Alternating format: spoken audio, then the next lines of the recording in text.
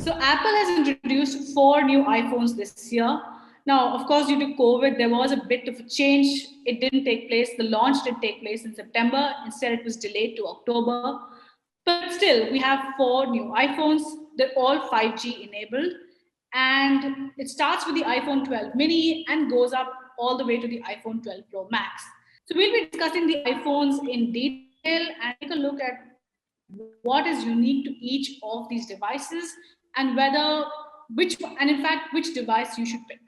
So let's start with the iPhone 12 mini since I think a lot of people are interested in that.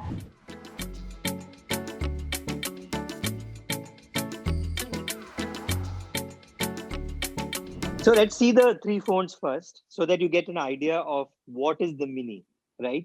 What you're seeing is the Pro Max, okay? And behind it is the Pro, and this tiny one is the mini. And the review unit we have got is in the product red styling. And so why is it mini, right? See, and I am not a giant by any standards. So this is the size of the phone. The phone actually fits in my hand. I can hold it with one hand. I'm sure somebody like Shruti will really enjoy this phone because it's perfect for somebody with smaller hands. And that is a use case. And that is a market that Apple is acknowledging, which others have chosen to ignore. Is that you can have a larger phone, but you actually make the phone unusable or difficult to use for a lot of people. The Pro Max, for instance, is a very, very large phone in comparison. See? It's Yeah, it it's looks more than an huge, inch like bigger really huge. than this phone. So it's really huge. But you have to look at the 12 series slightly differently. You have the iPhone 12, which is basically your base phone. Then you have the iPhone mini, which is the same iPhone 12 but with a smaller footprint. Then you have the iPhone Pro, which is actually the start of the Pro range. Though it has the same processor as the iPhone 12, it has more cameras and has a different styling. So iPhone 12 and 12 mini have this aluminum finish, while the Pro range has a metallic finish. So you will see here, this has a stainless steel kind of a finish compared to the mini, which has a frosted aluminum kind of finish, which is the same with the iPhone 12. And you see there are three cameras here along with the lidar sensor, and that is what you are really paying extra for. So that is how you have to see this thing as different. The iPhone 12 is what most people would want to buy.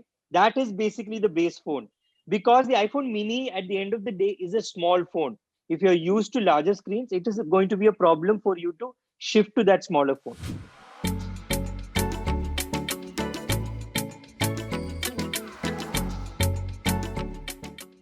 But like you said, there is an opportunity here for Apple because there are a lot of people who don't necessarily, despite irrespective of your hand size, a lot of people prefer smaller phones and they've missed that. And Apple has continued to offer that in some way or the other with the iPhone SE. I know the older iPhone SE was really popular with people who wanted to get an iPhone and didn't want to spend, say, on the higher end series and got the SE. And now actually the 12 mini is going to take up a bit of that space. Do you think it's going to challenge, it's going to eat up the space of the iPhone SE 2020? So I don't think so, because there is a huge price differential. The iPhone mini, the 12 mini, is as expensive, or I think twice the price of the SE. Now, if you look at the size, the mini is still smaller than the SE, right? So let us look at it this way. If you want a budget iPhone, you will either buy an older phone or you would buy the iPhone SE if you are happy with just a single camera and last year's processor. An older phone will give you an even older processor but better cameras. The mini is the premium phone, and it is still about 70,000 rupees, right? So that way it's not at all confusing. I think it appeals to people who want a premium phone but a smaller premium phone. And look at it also from the fact that there is no other company that is actually selling you a phone in that size right now.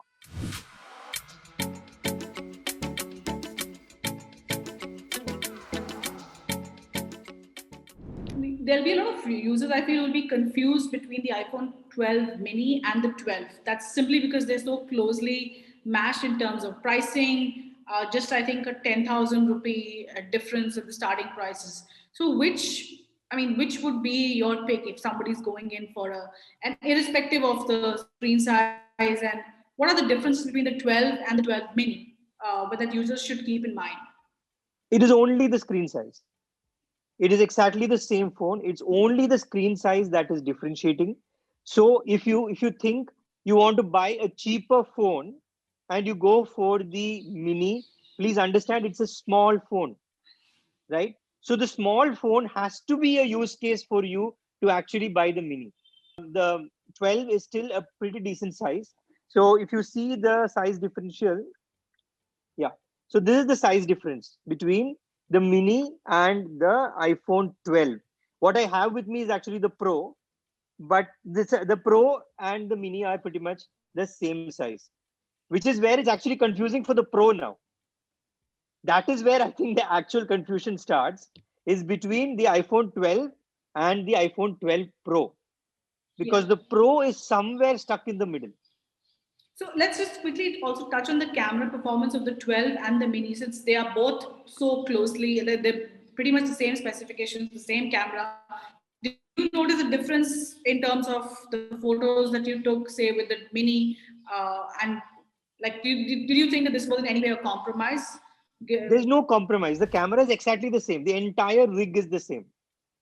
See, the things that can affect the camera, the lenses, Yeah. the processor, everything is the same for both the phones, right? It is only that in the Yeah. Pro series, you have one extra lens, right? Which is the telephoto lens, which you don't have in the 12 and the mini.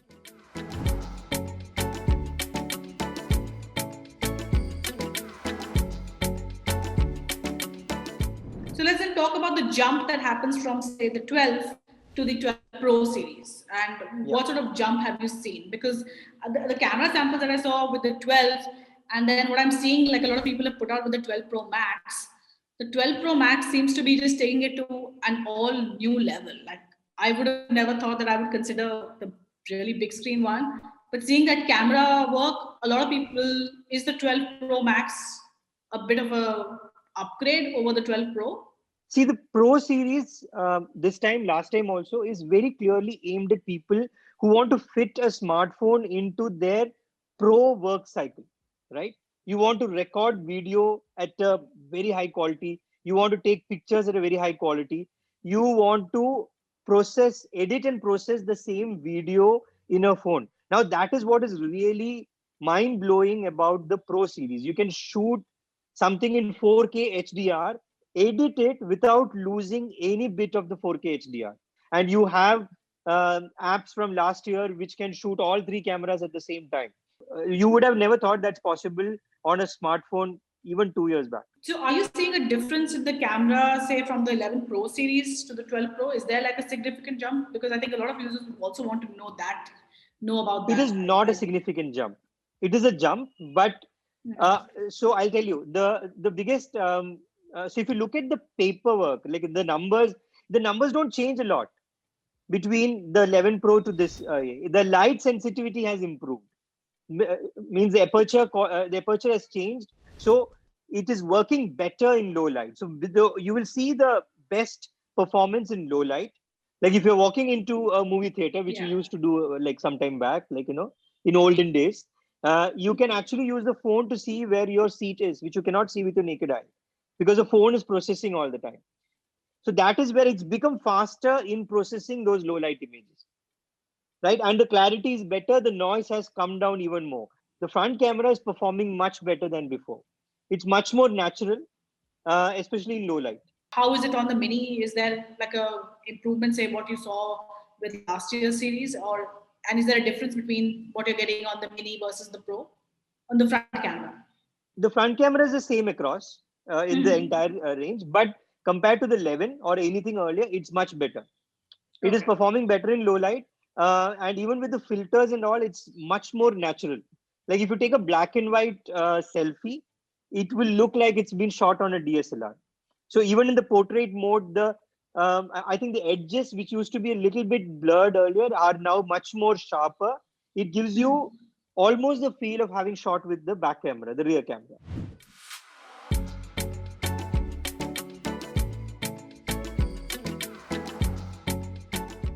Another thing let's touch upon is the battery, because that's always a crucial factor for iPhone users, I think. So, what about the battery performance that you've seen with the 12 mini and with the Pro series this time, and comparing with what you experienced in the past? So there is a pure difference of physics, right? The iPhone 12 and the iPhone 12 mini. The mini is almost 25% smaller when it comes to the battery. The battery is 25% smaller. I think the iPhone 12 is about 2800 mAh and the mini is 2200 mAh. So let us say the mini gives you 12 hours and the 12 gives you 16 to 18 hours in normal usage, right? And so the 12 and the 11 are pretty much the same. The improvement here, you can say, is that the screen quality is better, the processor is more powerful, and the battery life is not going down, right? And this is a 5G phone. We have not used it in 5G. So at least in 4G, it is not improved drastically. It's not fallen certainly.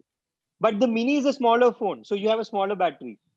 The only advantage is that you have, you can use 30-watt charging, and in half an hour you'll have the charge to last you an entire day. This is the MagSafe, which is the you can see it's stuck onto this thing. So the entire range now can use the MagSafe, which costs about 4,300 rupees in India. Okay. 4,500, I think. 4,500 rupees in India. Yeah. It takes double the time it takes you to charge, with a wire, right? It is faster than the wireless charging before, but it's still quite slow, right? So I will not use this as my primary charger. So if I have extra money, I would actually buy this and put it by my bedside, and I'll put it there for my overnight charging. See, and it is important that we talk about the charger, because the phone does not come with a charger anymore. The entire series does not have charger. So if you're buying an iPhone for the first time or after a long time where the charger has changed, then you need to invest in a charger. But don't think that you will buy a MagSafe and that will be it. You can buy the MagSafe, but please buy it with a regular charger also. No, that's an important point that you raised. And the charger doesn't come in the box, and I think we need to reiterate that for the viewers, because a lot of people, I think, expect a charger in the box, and especially when you're paying that kind of money for a phone. So do keep that in mind if you're planning to upgrade to the 12 series. That you might have to get a charger, especially if you have a broken or if you don't have an old Apple charger.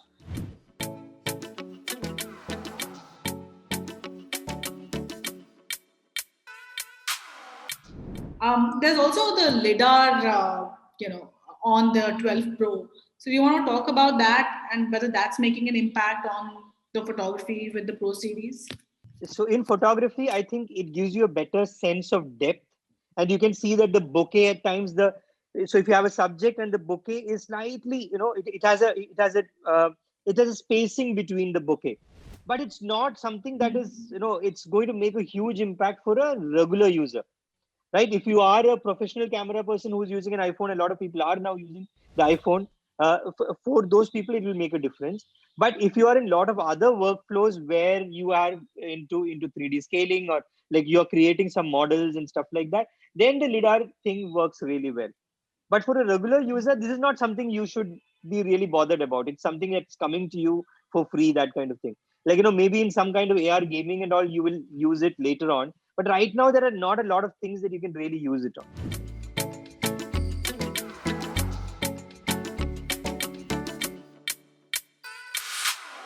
So let's also talk about the storage, because I think now the 12 Pro series is starting at 128 GB. It's no longer starting at 64. Though the 12 and the mini still start at 64. Do you think that kind of gives it a bit of an edge? So do you think it makes sense to go for the Pro series simply because storage is more?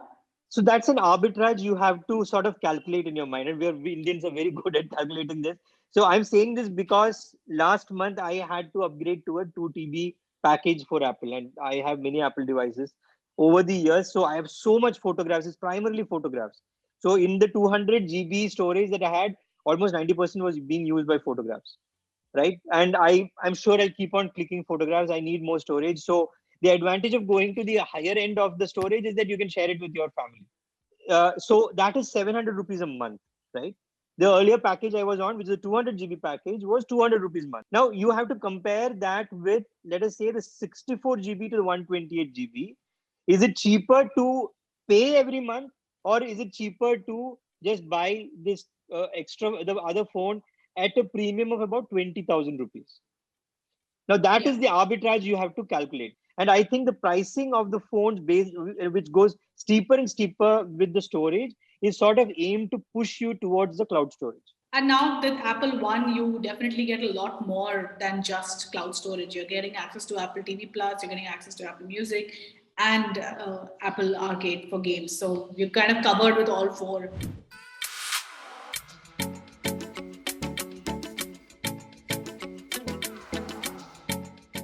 Okay, so let's just quickly take a look at which phone is geared towards which kind of user. So I think that's the question everybody is asking this year, primarily because now Apple has 4 phones in one go, which has not happened before, right? So again, I'll tell you, let's start with the iPhone 12. If you are a regular user, you are upgrading from an iPhone 7 or an 8 or even a 10 or a 10s, then the iPhone 12 is the phone that you want to move to, right? That is your regular iPhone. That is the basic iPhone. If you are somebody who wants to upgrade but would rather upgrade to a smaller phone, then go for the mini. Don't go for the mini just because it is cheaper. Now you come to the Pro series. The Pro series is for people who have pro users, right? You could be a regular user, but you think you are a slightly better camera person than you really want to use the camera, and that is the iPhone is the camera that you carry around when you're traveling, if you are traveling at all. Then it makes sense to buy the Pro.